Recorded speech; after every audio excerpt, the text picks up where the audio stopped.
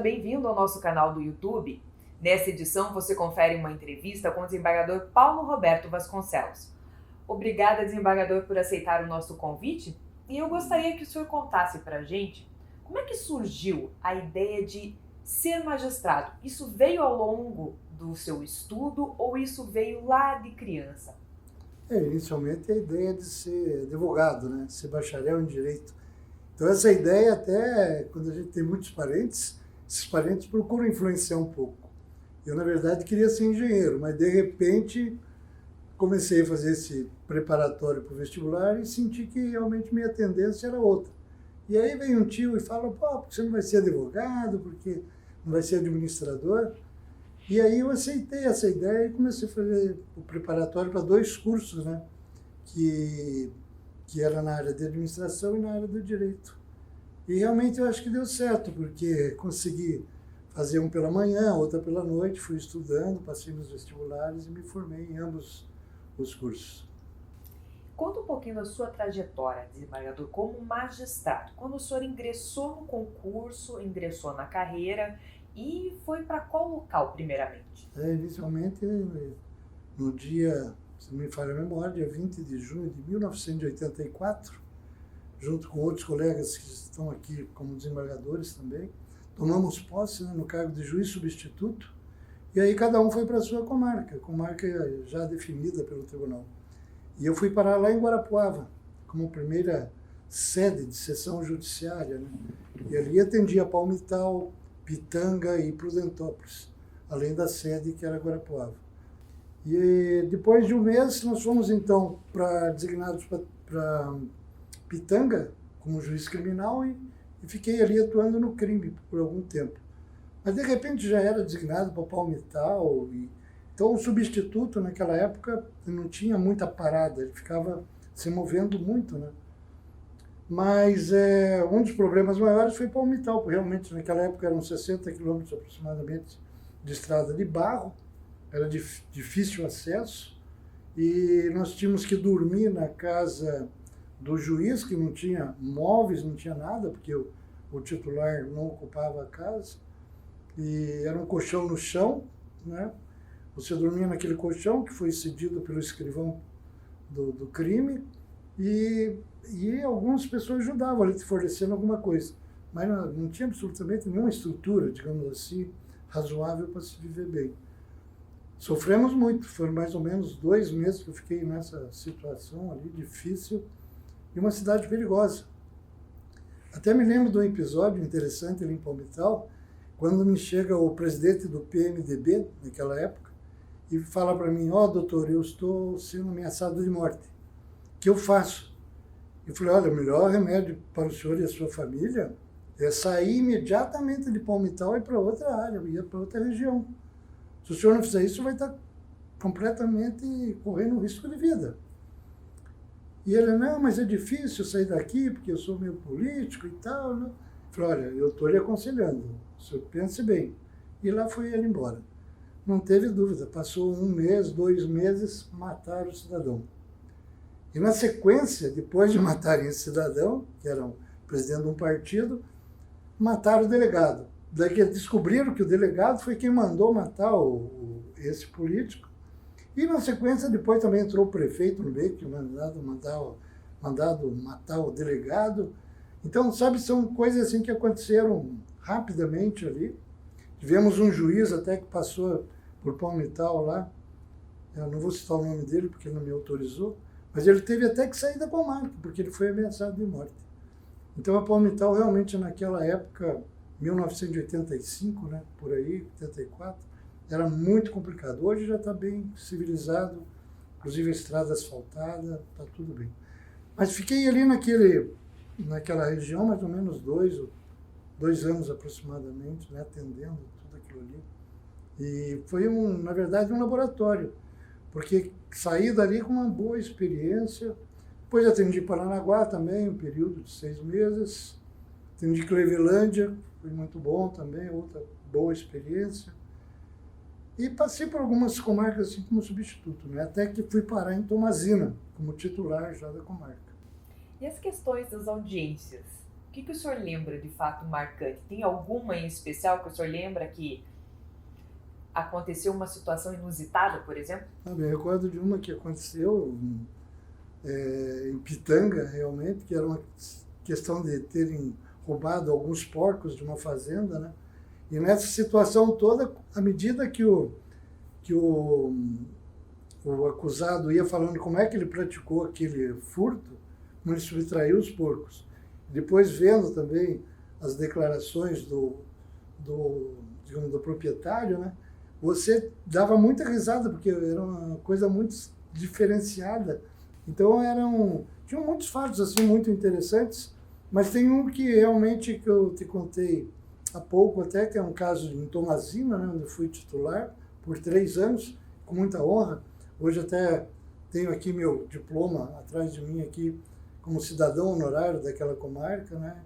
E eu fiquei muito feliz quando recebi esse título. Mas ali aconteceu em Tomazina uma passagem muito interessante. No dia a dia ali do trabalho, na área civil, nós descobrimos que vinham muitas cartas explicatórias para cumprimento de penhora de terras que foram oferecidas em garantia de financiamento. Então, muitos agricultores iam lá no banco, faziam um financiamento de determinado valor e davam em garantia alguns alqueires para aquele banco.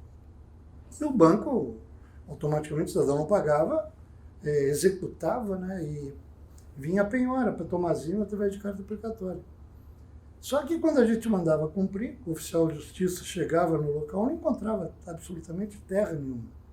Era tipo de uma situação meio fantasma, assim, completamente inimaginável. O que aconteceu? Eu comecei a verificar que eram muito grandes esses volumes de penhora, pedido de penhora, e procurei fazer um levantamento, né, e descobri o porquê. E daí descobri que todas elas que vinham para ser penhoradas eram da tal de uma fazenda chamada Fazenda dos Pretos. E essa fazenda descobri depois que vinha desde Jaguariaíva, passava por Venceslau, Tomazina, Siqueira e Baiti. Toda aquela região ali era uma fazenda enorme. Foi feito um inventário, até então por um ex-colega nosso há muitos anos, mas feito o inventário, então, foi determinado a verbação no registro de imóvel de todas essas terras, em nome de um determinado herdeiro, né? Alguns herdeiros, digamos assim. E eles começaram a vender essas terras, né? Simulavam vendas para muitas pessoas. E o que aconteceu? Vários fazendeiros sitiantes ali também tinham nas suas matrículas, digamos, 10 alqueires a mais, 50 alqueires a mais, 100 alqueires a mais do que normalmente era a realidade da propriedade dele.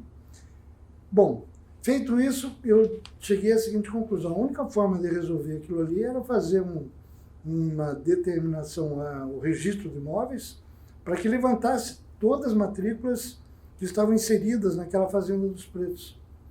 E ali foi feito. Bom, levantou-se tudo, ela me encaminhou, inclusive um volume enorme de cópias de matrículas com relação de todas, e eu não tive dúvida. A única forma de solucionar aquilo ali era cancelar todas as matrículas.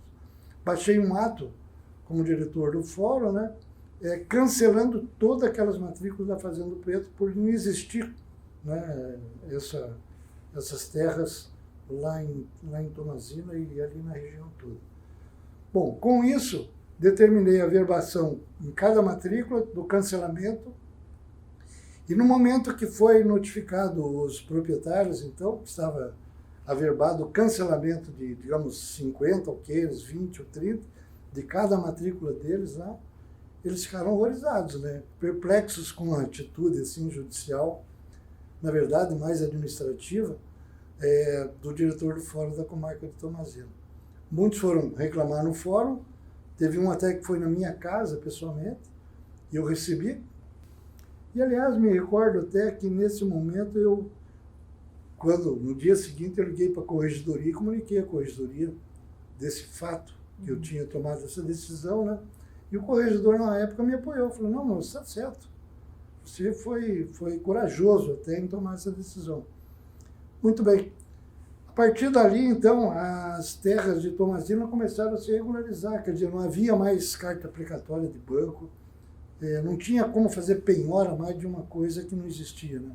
Então, eu achei que dentro da minha carreira profissional, achei que esse foi um dos pontos positivos que eu tive que enfrentar. O senhor também foi presidente do Tribunal de Justiça no biênio 2015-2016. O que isso trouxe de experiência para o desembargador Paulo Vasconcelos? Veja bem, nesse período, nesse momento, eu tinha aproximadamente quase 30 anos de magistratura. Então já tinha uma carga, digamos, significativa em termos de conhecimento do tribunal e da Associação dos Magistrados do Paraná. Até porque fui presidente da Associação dos Magistrados e ali também fizemos vários projetos, procurei demonstrar para os associados que nós tínhamos que sair de dentro do tribunal, da nossa sede, e ter uma sede própria, coisa que ninguém na época aceitava. Muitos entendiam que era um absurdo que eu estava planejando, porque aqui não se pagava água, não se pagava luz, não pagava aluguel. Tinha tudo de graça. Por que ter uma sede própria? Não tinha sentido esse meu projeto. Mas eu, insistentemente, eu levei para a Assembleia Geral e consegui comprar um terreno de 2.400 metros quadrados, mais ou menos, ali na rua Alberto Foloni, onde é a sede própria hoje da Mapar. Fizemos o projeto e meus sucessores depois, então, construíram a sede própria. Então, essa experiência que eu trago de lá, e também do Poder Executivo, onde chefiei departamentos do setor de planejamento, quando eu assumo aqui, então, o Tribunal de Justiça, primeiro como primeiro vice-presidente, né? Depois como presidente. Isso aí me trouxe uma bagagem muito grande digamos assim, de conhecimento na área da administração, que me ajudaram muito a conduzir as coisas no sentido de gerenciar tudo o que era necessário para o Poder Judiciário paranaense. Estou muito feliz, tenho a certeza de ter saído do exercício do cargo de presidente para essa cadeira agora de desembargador da Terceira Câmara Criminal com muita alegria. Para o desembargador Paulo, essa experiência como presidente, o que influencia hoje como desembargador? Eu acho que não só como desembargador, mas também como pessoa, né?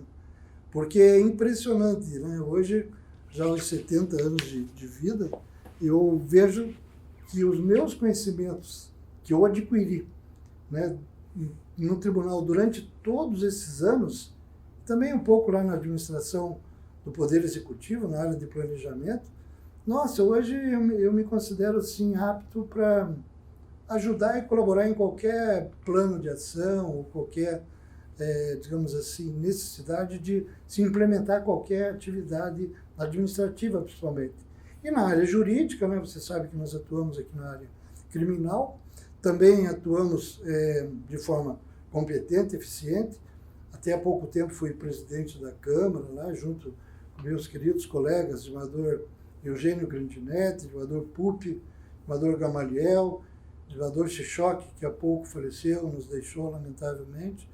E ali também é uma experiência grandiosa, onde a gente procura deixar sempre o serviço em dia, procurando de forma justa, né, julgar todos os casos que aparecem. Então, tudo isso que aconteceu na minha vida em termos de experiência profissional e também olhando esse lado humano, é uma coisa fantástica, sabe? Me sinto realizado como homem e acho que quando Deus me colocou aqui na Terra, Ele me deu uma missão. E eu tenho certeza que Ele não vai me dar uma nota muito baixa. Desembargador, para a gente finalizar, se o senhor fosse resumir a sua carreira em uma palavra, a gente pode falar em vocação? Eu acho que vocação realmente é um dom, né? Uma coisa fantástica que a pessoa tem. Porque por mais que eu queira fazer alguma coisa, mas se eu não tiver esse dom, digamos, esse poder divino que Deus nos dá, e cada um de nós tem um poder. Você deve ter na tua área ou como pessoa alguma coisa também muito especial que você desenvolve muito bem, como outros colegas, outras pessoas também têm esse dom. E aí basta cada um de nós desenvolvermos isso aí. E eu, felizmente, encontrei exatamente aquilo que era o ideal para mim, né? Que é exatamente essa união entre a parte jurídica e administrativa, onde as coisas se conciliaram de tal forma que eu consegui ter boa produção, digamos assim, em termos de trabalho, mas também de satisfação pessoal. Nós conversamos com o desembargador Paulo Roberto Vasconcelos e na próxima edição eu aguardo você. Muito obrigada, desembargador, por aceitar o nosso convite e conversar com os nossos telespectadores. Eu que agradeço, dando essa oportunidade, né, de conversar com você e todo o público ouvinte aqui. Certamente foi uma satisfação muito grande. Muito obrigado. Até a próxima!